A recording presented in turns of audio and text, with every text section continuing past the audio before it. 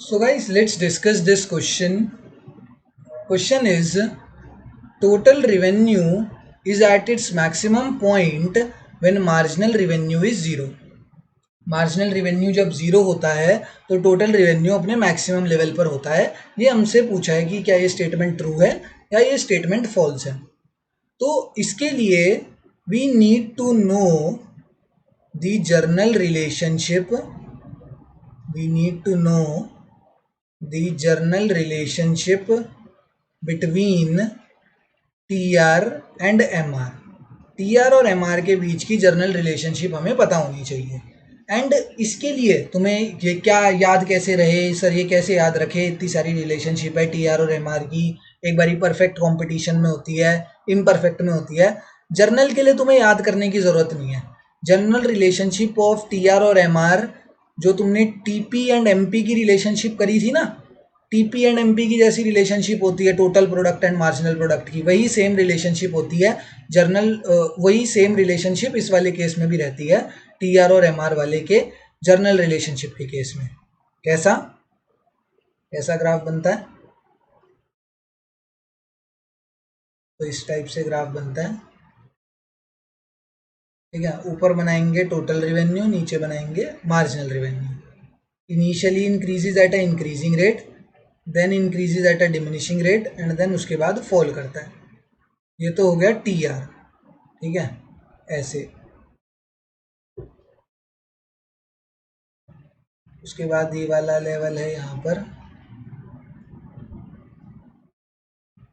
ठीक है। यहाँ पर ये initially increases at a increasing rate, increases at a increasing rate, फिर increases at a diminishing rate, यहाँ पर पहुँचा अपने मैक्सिमम लेवल पर एंड देन उसके बाद टीआर ने फॉल करना स्टार्ट कर दिया। सेम नेचर जैसा टीपी का होता था वैसा ही रहेगा इसका भी, जब जर्नल रिलेशनशिप की बात कर रहे हैं। देखो परफेक्ट कंपटीशन में इसका नेचर बदल जाता है। परफेक्ट कंपटीशन में टोटल रिवेन्यू ऐसा बनता है एंड नहीं, ऐसा नहीं, परफेक्ट कंपटीशन मार्केट के केस में टोटल रेवेन्यू ऐसा बनता है, मार्जिनल रेवेन्यू ऐसा बनता है, ठीक है। अलग अलग केसेस होते हैं उसमें। जब वो तब देखते हैं हम जब हमें मार्केट स्पेसिफाइड होती है कि whether it is a perfect competition market और एन इनपरफेक्ट कंपटीशन मार्केट, ठीक है। ये perfect competition and imperfect competition क्या होता है, तो ये जब कोई क्वेश्चन आएगा मैं तुम्हें तब समझाऊंगा। परफेक्ट कंपटीशन में प्राइजेस कांस्टेंट रहते हैं, इम्परफेक्ट में प्राइजेस फॉल होता है विद राइज इन आउटपुट। ये चीज़ें जब कोई क्वेश्चन आएगा ना तब समझाऊंगा। बट जब तक कोई हमें क्वेश्चन में स्पेसिफाई ना हो, अब जो भी बच्चा पढ़ने वाला है उसको पता होगा कि अगर क्वेश्चन में मार्केट स्पेसिफाई होगी तो वो उसका रिलेशनशिप उसे याद रहेगा, ठीक है। अगर कुछ रिलेशन, अगर मार्केट स्पेसिफाई नहीं है कि whether it is a perfect market और एन इम्परफेक्ट मार्केट, तो आपको उस केस में जर्नल रिलेशनशिप याद रखना है। And journal relationship T R, M R और ए आर तीनों का ही कैसा रहता है, जैसे T P, M P and A P का नहीं था वैसे ही same relationship T R, M R और ए आर का भी रहता है। पहले इंक्रीज एट इंक्रीजिंग रेट, फिर increase at diminishing rate, reaches maximum level and then fall. M R कैसा होगा?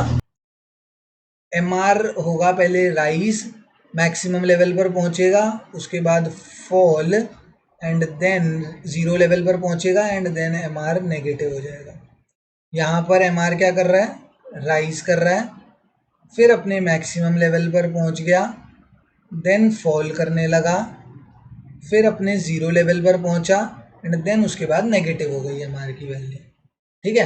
राइज, मैक्सिमम, फॉल, ज़ीरो हुई एंड नेगेटिव हो गई। तो जब वो टी आर इंक्रीजिंग रेट पर इंक्रीज कर रहा था तब ये एम आर राइज कर रहा था।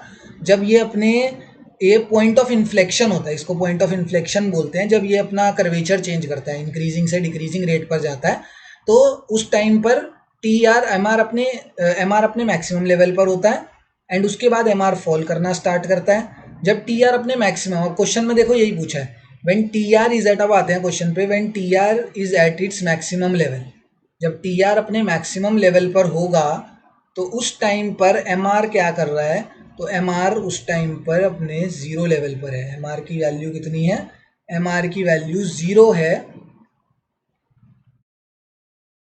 कब है M R zero?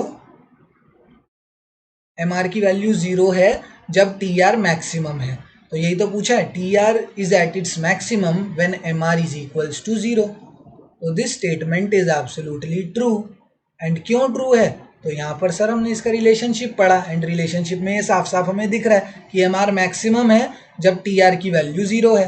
That's why this statement given to us is absolutely true. Thank you.